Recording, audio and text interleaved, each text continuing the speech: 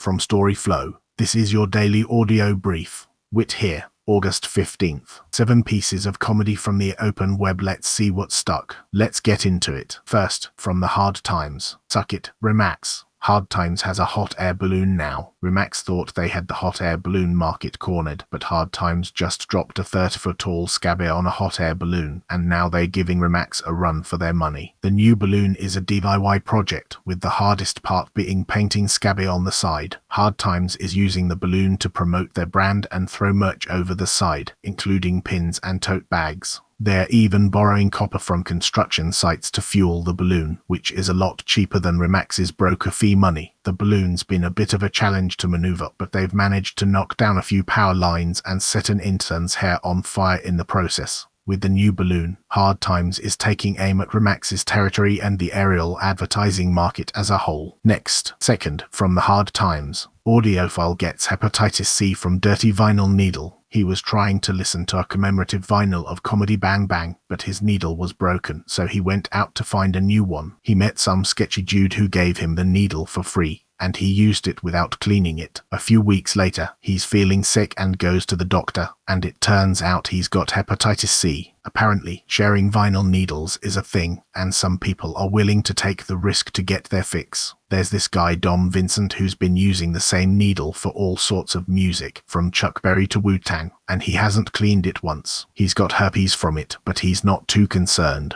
Public health officials are warning that this might be a bigger problem than we think. They're saying that anyone who listens to vinyl should be prepared to get HIV, and that sharing needles is a major public health risk. They're even suggesting that audiophiles should be on PrEP, which is a medication to prevent HIV.